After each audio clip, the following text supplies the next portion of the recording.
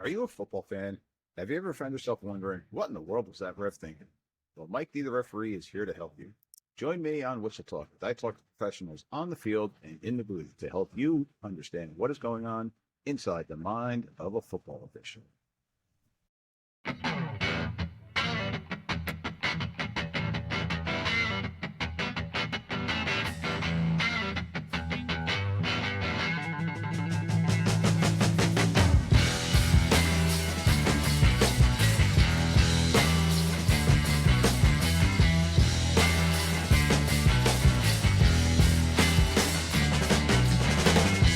All right, ladies and gentlemen, welcome back to another episode of Whistle Talk. Thanks once again for coming on, listening to what we got going on here on our little show here.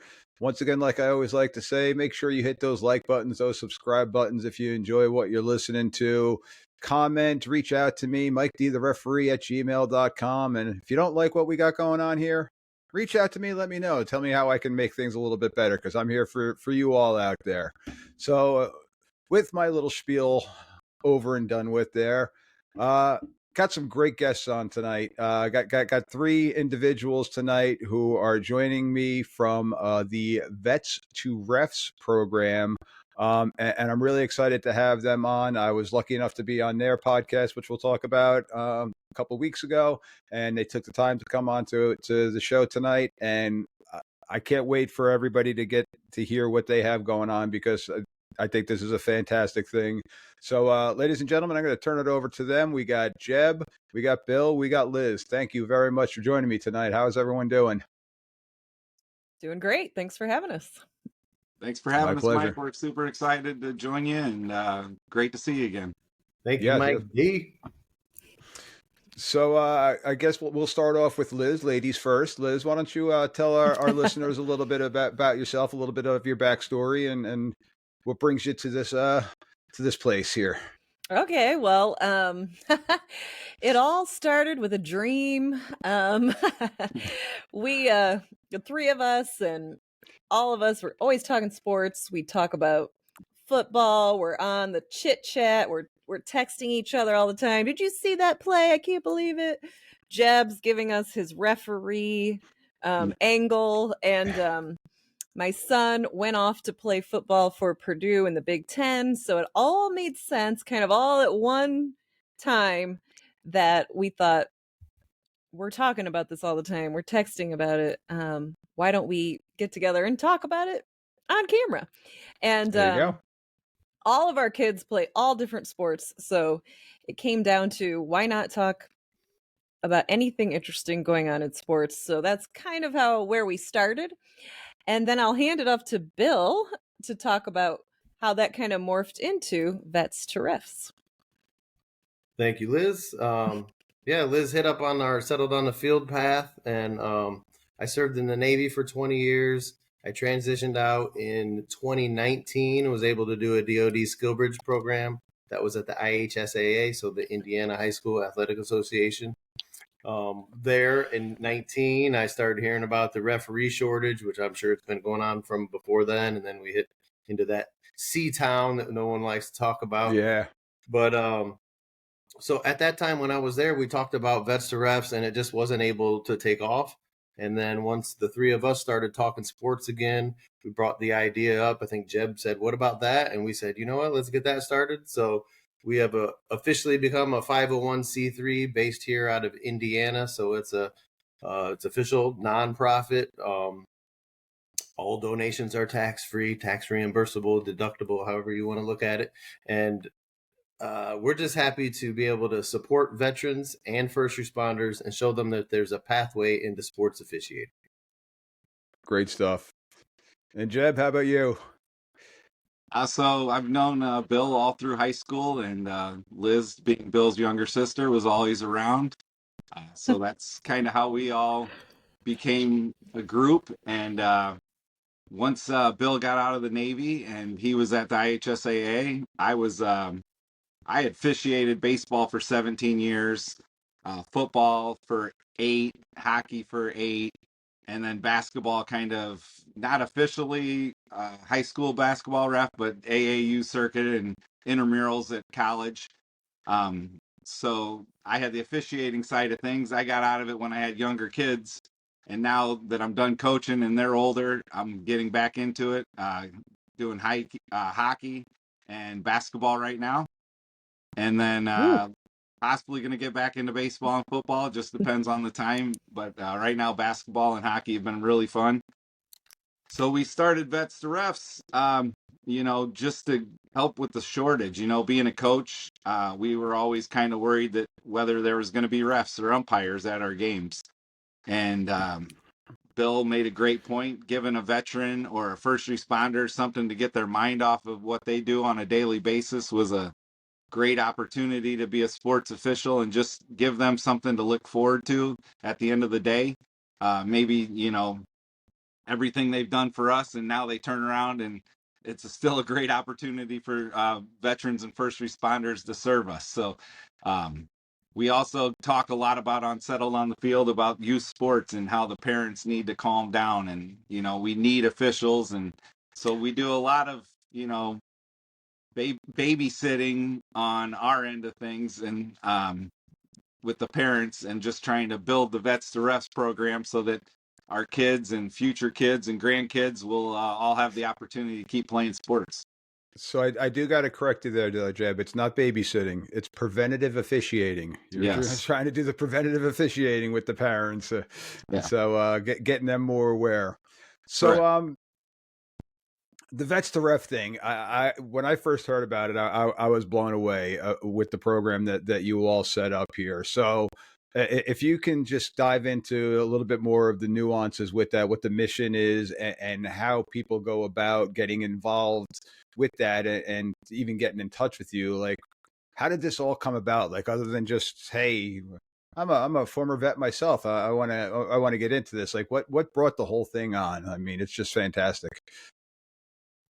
Yeah. So Jeb, you're sipping on something. So what we kind of talked about what brought it on. It's just our interest in sports and the fact that we all grew up with sports, talking about it. Like sports have such a positive impact on a young person's life, whether you just play in high school, whether you stop playing in middle school. Like there's just lessons to be learned.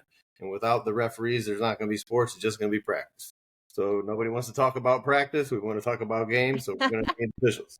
I think Allen Iverson likes talking about practice. That's my I favorite. think the combination of Jeb was already a ref, when we started our podcast, and Bill was a veteran, and Bill working at the IHSA, just it all kind of flowed really well. And when we started the podcast, we were really gung-ho and like working really well together, and like we were just getting things done. And I feel like we were like, we got this done. We were popping out like in 2 episodes a week at the beginning, and so we were Nice.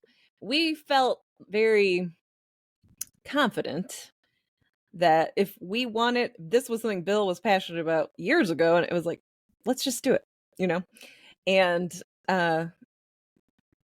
we did. We did it. And nice. So basically what we've our goal of Vets2Refs is to get guys to the field. Okay. So we all talk about the obstacles and the different situations people run into in their daily lives, just trying to change jobs, or, you're busy. But so our goal is to try to streamline the process of becoming official and make it as easy as possible. So we have Vets2Refs.com, the number 2. So Vets2Refs.com. You go there, you can donate to us. We're looking for partners that want to help support the cause. And then there's a form there for veterans and first responders to reach out to us. We've had them from New York, Ohio, West Virginia, Florida, Texas, Indiana, Ohio. So we're going to hopefully get to every state. But what our goal is to get them to the field. So we're trying to help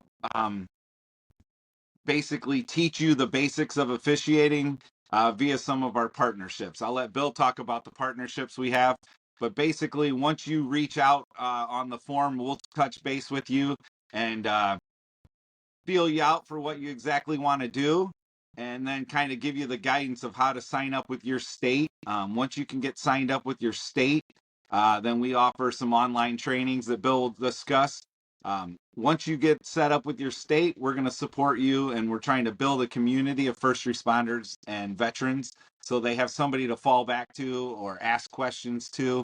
And that kind of goes along with our online training and partnerships. So go ahead, Bill. Yep. Just as Jeb mentioned, when you sign up with us, it fills out a form. We get an email. We'll fill out in our Excel or our Google Doc to be able to, keep track of these things. We try to get in contact with someone who signs up within 24 hours, like basically the next day, just to reach out and say, hey, do you have time to talk?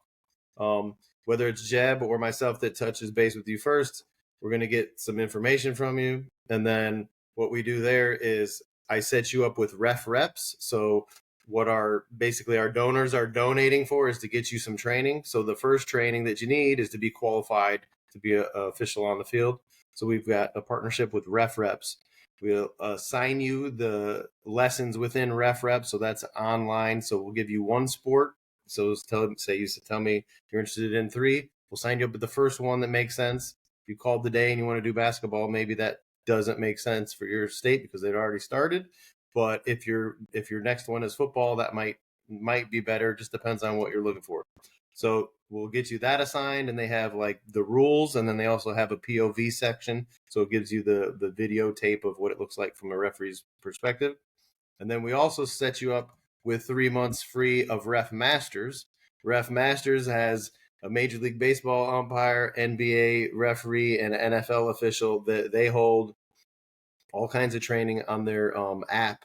And what that does is it lets you be part of their community and a part of our community. We've got a channel in there that we can have discussions and whatnot, but they'll put up like a sample play and like, what do you see? And people will comment, okay, that was a charge, that was a block. And then the pro official will give you just different takes on it from like, well, where was the lead at? Where should they have been? Maybe their eyes weren't on the right spot. What are they thinking? And, where do you need to be as far as the angle to be looking at? It's very good hands-on training. And then in the past, they've also have offered like a cross training. So say you're not a basketball ref, but it's okay because you can get in there and listen to what officials are talking about. And you're still going to be able to pick up something for your game. So you'll have those 2 basically online training scenarios. And then like Jeb said, we make sure we follow up with that to get you certified to play or, just to officiate on the field, point out exactly like the local organization you need to talk with. And that's what gets you rolling. And so, Mike, I don't know how it is in New Jersey, but how the trainings go in each state is very different. So the reps program is really way for these guys to learn the basics of officiating. So when they go to that first meeting, they're not a novice. So I don't know how you do it. How do you do it in New Jersey as far as training goes? So we actually host a class. So we do an in-person class, usually meets once a week or once every other week, depending upon where they're going. And I'm trying to think if it was this past year or two years ago, they started doing it early now so that we are getting them ready for the field this coming season. So the class is going to be starting right now for us in March, so that come August, they're done with their training. They've taken our state test and the NFHS requirements, and technically by the rule, they can be on the field officiating.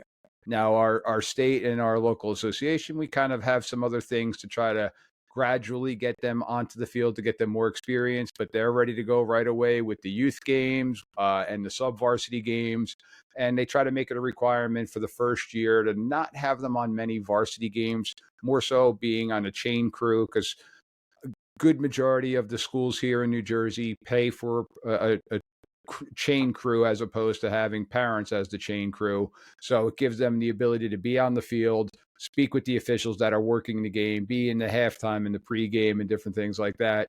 So that's the way we've been doing it here since I got involved.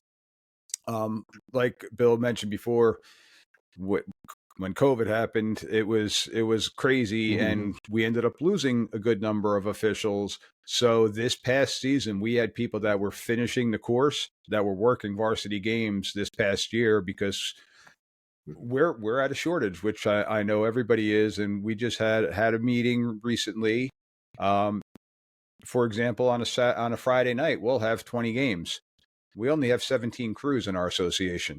So we were not we, but our assigner was piecemealing sometimes groups together to get a crew out there. So he was pulling people that were fresh off the game, and all of a sudden we're talking to them pregame, and they're like, "Oh yeah, this is my first time ever being on the varsity field." And I'm like, "All right, let's go." So so it was fun. It was interesting. It was great training for them, and I enjoyed working with them and helping them out. But yeah, it was good stuff. But that's how we do it here in New Jersey. And like you said, I know different states do it a little bit differently. And Ref Reps is a great resource that is available to them. Yeah, I think also part of our goal is the keeping people around, like building that community so that people don't become refs and then, quit after a year, quit after one really bad game, having someone to go to and talk to. We never have that. Understand that this is going to happen. You shouldn't expect to be perfect on your first game or your first year or your first 10 years. I'm not sure. or every game, because it's gonna happen. I mean, we're gonna make mistakes. And I recently was speaking with Brenda Hilton on Officially Human, and just talking about the human aspect of what we all do, because we're to my knowledge, you're all real. You're not AI, are you? You're not artificial intelligence. I'm Team Human. Okay, there you go. So we're all going to make mistakes in some type of facet of our lives, and we're going to learn from that. So I guess one of the biggest questions I have, and I'm going to put this one towards you, Bill, being the veteran. What makes veterans so appealing to become officials, to become umpires, to get out on the field?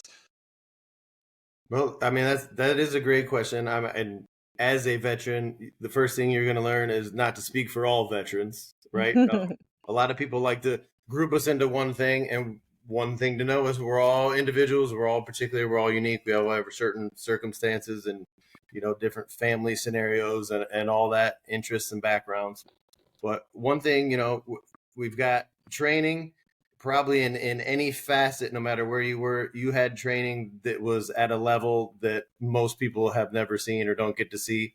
So the ability to pick something up, whether it's new completely or something that you're reaching back towards, we usually use the crawl, walk, run. At least that's what I'm used to in my military training background. And it's just, you learn it, you pick it up, you put it into practice. You go over your mistakes, you do an after action report, you look at what you can improve on, and then you improve it. We're dedicated to the cause. We're great teammates. We can be in your crew and stick there for a while. We're passionate. It's just there's a variety of things that it could be that one category that they're going to hang on to, but these people are some of the greatest, individuals that you've ever met or haven't met. And, you might get a guy on the crew who's quiet, or, he's not speaking up, or people are going to be looking at the physical attributes or something. Like it doesn't, none of those things really matter. What matters is they're humans, and they're going to take care of the field. They're going to take care of the sport, and they've been there before. And so they want things to keep rolling. Yeah, and I mean, one thing, I've been involved in sports, either playing, coaching, or now officiating for over 35 years, and the one thing that continues bringing me back is I love the camaraderie. I love the fact that I have to work as a team on the field.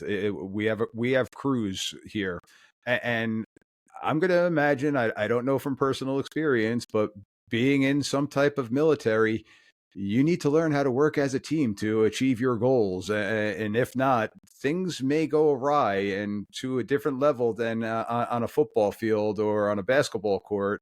So I think the teamwork aspect, I think is a huge correlation from one to the other, and the ability that you have and that you've been trained to have to work with other people is just, it's beyond anything I can imagine. And the other thing I didn't hit on was communication, but like teamwork and communication, you're going to learn to communicate with multiple types of people, backgrounds, everything. You're there to get the mission done, and we don't have time for, disagreements on small petty stuff. But in order to communicate across the team and help someone out when they're not having a good day, be able to motivate them or just talk to them as a joking on the side in between plays or something like that. I mean, you can count on the veteran to be a good source for that.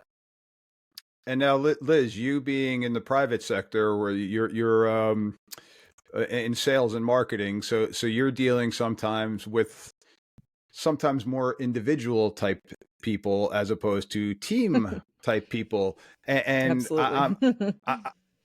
I could again, I'm making an assumption, and I don't want to categorize everybody into it, but working with team people, team oriented type people probably makes your job a little bit easier, if I could say, without actually being there. Am I correct in assuming that?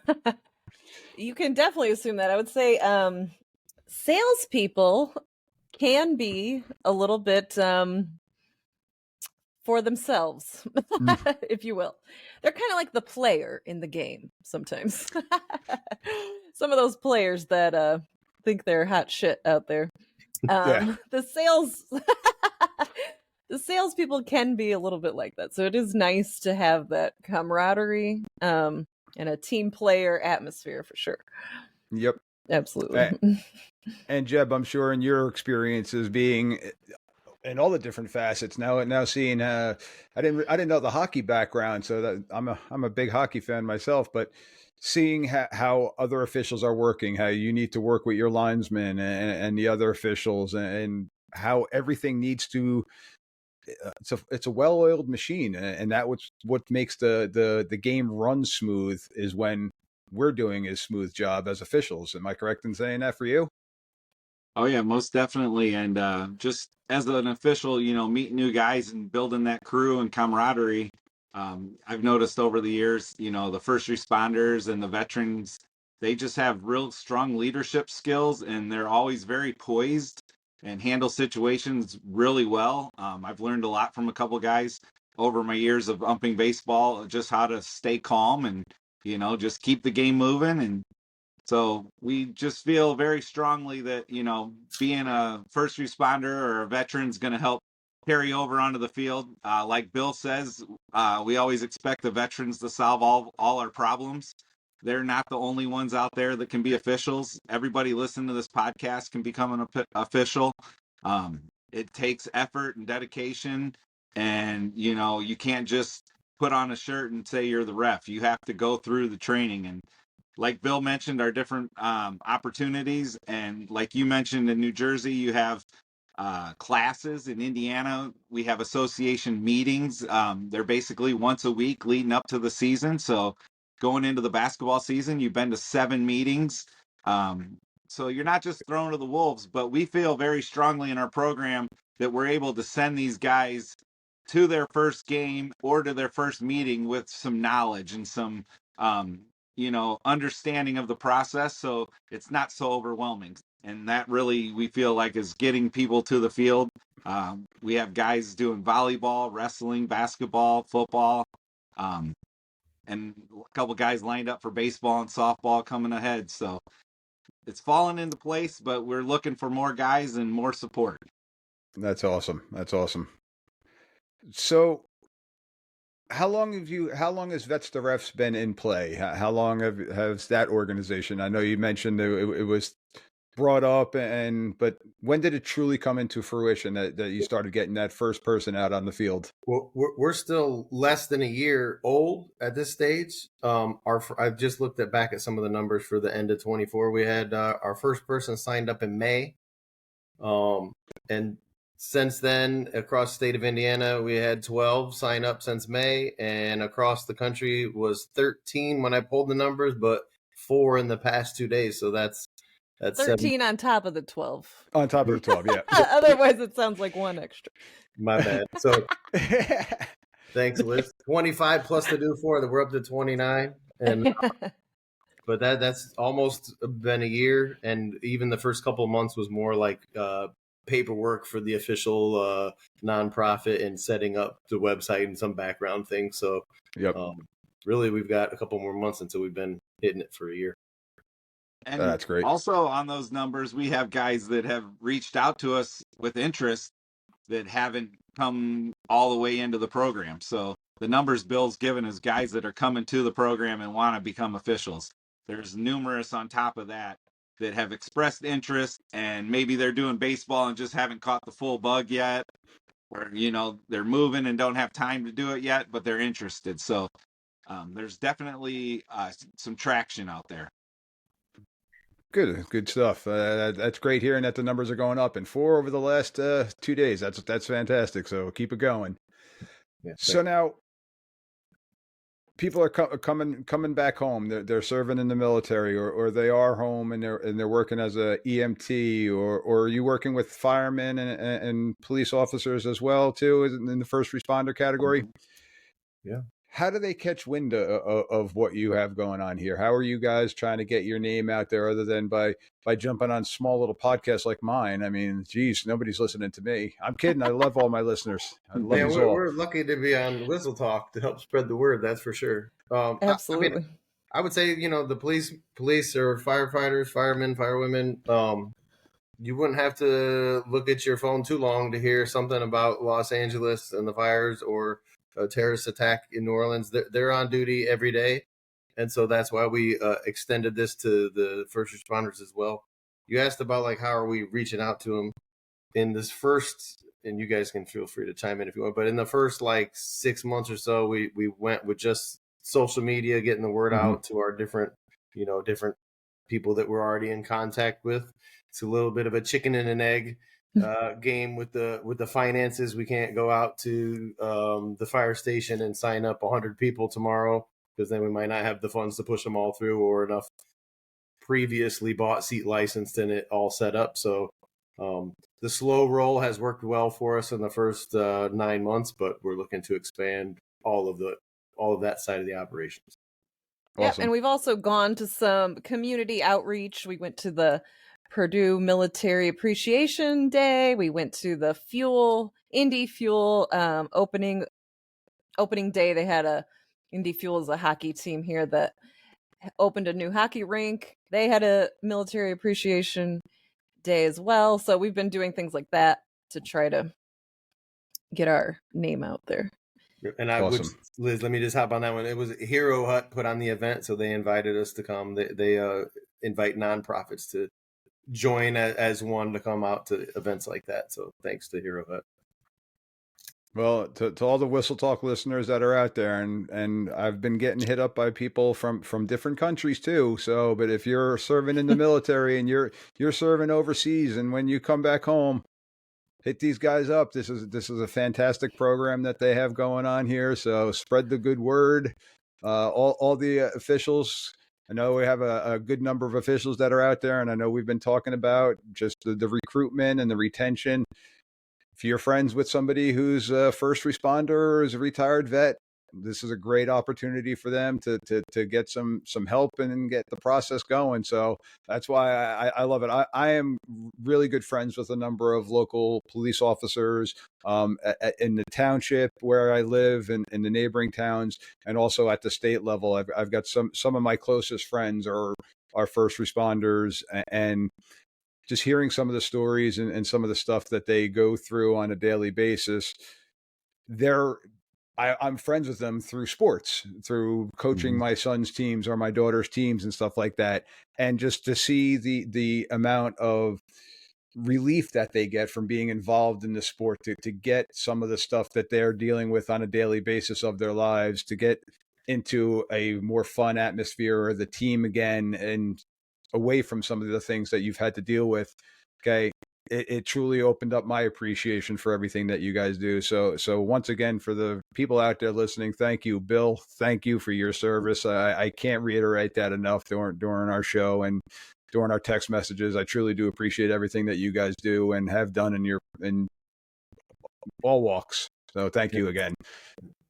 I think as a parent, on the personal note, as a parent, you hate to be the team that you drove all the way out there. Yeah. And your game to get canceled. Yeah. Because there wasn't enough refs. Or you hate to be the mom that's pulled onto the field and is doing the doing the refereeing yourself and you don't know what you're doing. So I know Jeb's threatened that at some of his games. And another thing, Mike, existing referees that are veterans and first responders, they're welcome to reach out and join with us as well. We'd love to have their experience and expertise.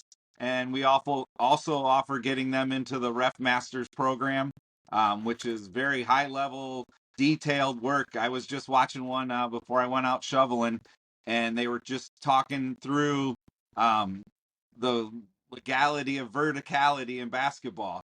And I did see that one today. And it was just really cool to see how they show the clip and then the discussion, and then the NBA ref will come in and he'll say, in the NBA, this is legit. In high school, this is a foul. There's a lot of differences that they'll explain. But so existing officials that want more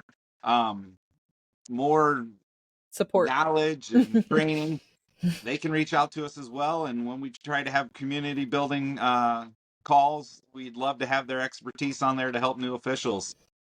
Yep. Yeah, and one thing I know that mentorship we can get. That's exactly where I was going to go, is because it's one thing that I know we've talked about and that I've talked about a number of times on the show is that we're always looking for the mentors. That's one of the biggest things I think personally that helps with the retention, is having that sounding board to bounce stuff off of, to vent to get some necessary feedback, good or bad. So, but having that good mentor. So having those mentors out there, and in our small fraternity and sorority that we have in the officiating world, it's definitely something that would be beneficial for everybody involved. So definitely, so those listeners that are out there, hop on board. Let's go. Yeah. So tell my listeners, tell the listeners out there about your podcast.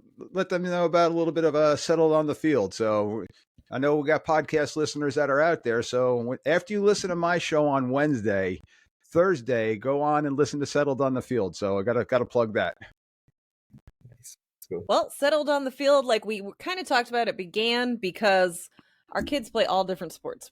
They run the gamut: football, hockey, golf, baseball, track. What am I missing? Lacrosse. Jeb's child plays every sport under the sun. He's a busy man. So that's kind of how it got started. So on our podcast, we talk about different things such as the rule of the day. Jeb gives a rule of the day. It could be about any sport. Just interesting rules that happen out there. We talk about recruiting tips. I went through the whole recruiting process with my son, who's now playing football in college. And so we talk about some of the tips and tricks that kids out there can do if they're trying to go play at the next level. We've had different coaches and different referees and all kinds of different guests that have a sports background. And there's also a motivational section. So Bill talks about walk-on warriors, and he talks about what you need, the kind of mindset that you need to have to play at the next level. And we like to have guests on that can give that kind of mindset to, whether it's to that person, that kid that's out there that wants to play at the next level, or just someone like you or I that wants to put themselves out there and do something new. You want to become a referee, you got to have an open mindset. You want to get a new job, you got to have a growth mindset. I mean, there's so many facets that we like to touch on.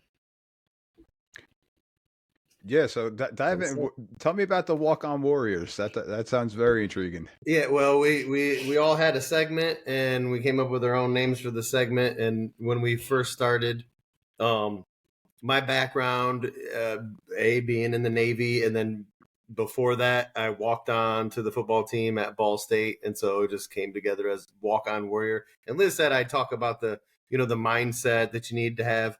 And trust me, I'm no expert. I'm in a deliberate discomfort challenge with Jason Van Camp, and he's an expert at this. And we had Andy Reese on who has books and is a assistant coach for the Chicago Bears. They know what they're talking about. I'm just relaying some information or just giving my own 2 cents from it. But from my perspective, it's just like Liz says. Liz says at the end of the show, "Don't talk about it, be about it." And I tell people to keep dominating, because you can't not go into, or you can't go into something thinking you're not going to accomplish it. You've got to have some confidence, and you've got to just get after it and get started. And that's how you're going to get things done. That's how you're going to become a referee after you listen to the show and you sign up. So that's where it came from. We also had what was the guy's name? It was the jiu-jitsu guy. Daryl Sullins. Daryl Sullins Sr. So out to him, gold medal winner in the Pan American Games. So we get a lot of interesting guests with sports backgrounds. That's our general. This guy just fought in a jiu-jitsu match and he won it. We saw. It was like maybe in September. Yeah, he's like 60. He was in the 60+ range, but he won this gold medal they're talking about back in the 80s. So yeah, his mindset, and he's got a consulting company, and it's very similar path. Like you can't. Wow. He gave us the line of the podcast. He'd rather wear out than rust out. So that's like our quote. That should be the new quote of the year right there. Here you go. And then lastly, Bevo Francis just scored another basket. You have to look that one up, Mike. Bevo Francis. Come back to us when you can figure out who that is. Just scored another. Well, I'm thinking Bevo, but I don't know. We don't want to talk Texas football with 3 Notre Dame fans on here, huh? I had Texas going the whole way, and then you know what? I pivoted, and I was like, Oregon's on a roll, and I called Oregon, and then I was a failure. Me too. Yeah. I picked Oregon, Texas, so I'm also in the losing category of my brackets. So, which is why I don't gamble, but that's a whole nother episode. Actually, we probably should do an episode on why you should not gamble. For the youngins out there. I'm thinking about doing an episode and giving my picks. So that'll go, you guys can all bet against me and you'll be winners. So the reverse psychology aspect. But that's great stuff. And I do got to say too, you also, listening to your podcast, you did have one special guest on there that I really truly liked. Me. Excuse me. Sorry. I had a me stuck in my throat. We do love to have the referees on, and you were definitely one of the top referee guests. The top, one of the top though, not the top. Okay, I'll take it. Oh, we have a Super Bowl ref on. All right. That's a difficult one to top right there, but I'll take it. I'll allow it.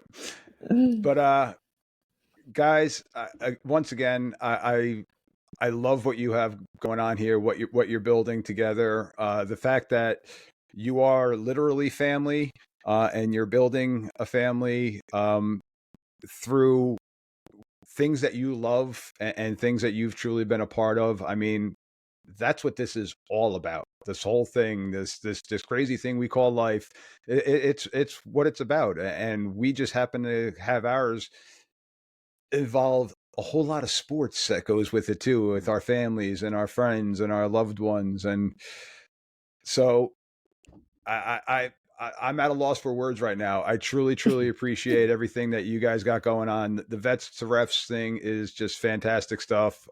Once again, Vets2Refs.com. Really quick, I got to give it a plug. Bill, you got something you want to add? Go ahead. Yeah, I was just going to say, I mean, you're talking about life, and we're talking about veterans and first responders, and it just hit me. One thing I didn't say when you asked us about Vets2Ref is, like, not only are we trying to have a community here, and we're trying to get these veterans as they transition out or they come back home into their communities, so they have the support. Yes, it's a lot about sports, but like they reference my passion for it is it's also about, the veterans being welcome and where they're at and feeling like they can get back to their community, back in society, and just live the life they want to do, choose what they want to do for the first time in a while, and just feel comfortable in their own shoes or their own cleats. So we're That's happy to do it. fantastic stuff. So I'm going to share my screen here really quick. I have your homepage pulled up here that I just want to throw out to everybody. So you can see right here on the Vets2Refs website, Vets2Refs, the number 2 in between, Vets2Refs.com. You can see right here for donations, veterans or first responders who are looking to start. Scroll down. I'm loving the store you guys got going too here. The apparel is some nice stuff. Bill, which one Some are good you stuff. here in this Check picture? out those hats. Hey, we didn't mention Run and Ref, that one in the middle there. You can follow Austin Audrey. He's going to give you great fitness tips. But you asked which one is me. I'm the one with my arms crossed with that filthy, crusty mustache right there. Look at that. The lead shooter on USS George Washington back in 2009 to 11. Very nice. Very nice. Going with the Tom Cruise look, I see. Yeah. And here's some of the episodes here. So definitely take a look at that website, Vets2Refs. How can people get in touch with you guys other than the websites? What's other ways that people can get in touch with you? Veterans2Referees@gmail.com is our email. Okay. They can find us, our Settled on the Field podcast on YouTube and Spotify. And Facebook, what am I missing? Instagram. Thank you. There you go. Facebook, Instagram, Twitter. Settled on the Field. Good stuff. Good stuff. Well, once again, I want to thank you guys for taking the time out to join me, taking the time out from shoveling the snow out there in the Midwest. Awesome stuff. Again, I appreciate it. Ladies and gentlemen, make sure to go out, check out their website, spread the good word. Vets2Refs, Vets2Refs.com. Jeb, Liz, Bill, thank you guys once again. Have a fantastic night, guys. Thanks, you, Mike D. Thank you. Have a great day. Keep down. Don't talk about it, be about it. There you go.